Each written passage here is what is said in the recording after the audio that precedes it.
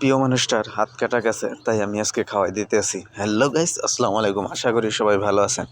Guys, আজকে কাজ থেকে আসার পর দেখি প্রিয় মানুষটা কান্না করতে আছে।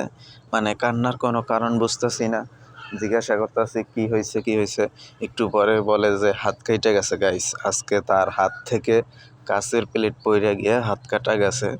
তাই আমার জন্য অনেক কষ্ট কইরা আলু ভর্তা আর বেগুন ভাজা রান্না করছে। গাইস, কাজ থেকে কাজ শেষ করে আইসা খাওয়া দাওয়া করতেছি। এখনও ও নিচ্ছে খাবার, আমিও নিছি, তাই ও খাইতে পারতেছে না। এই যে দেখেন হাত কাটা গেছে, অনেকখানি লাল হয়ে গেছে, তাই নিজে হাত দিয়া খাইতে পারতেছে না। তাই আমিও খাইতেছিলাম, ওকেও খাওয়াই দিতেছিলাম।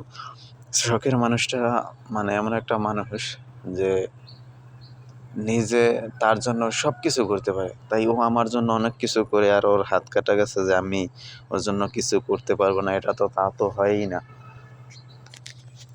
কারণ একটা নারী পুরুষকে ভালোবেসে যদি সব কিছু করতে পারে, তাহলে একটা পুরুষও তো তার নারীকে ভালোবেসে সব কিছু করতে পারবে। যাই হোক, আমি নিজে খাইতেছিলাম, ওকেও খাওয়াই দিতেছিলাম। দেখেন আবার ও পাশাপাশি ও নিজেও হাত দিয়ে খাওয়ার ট্রাই করতেছে।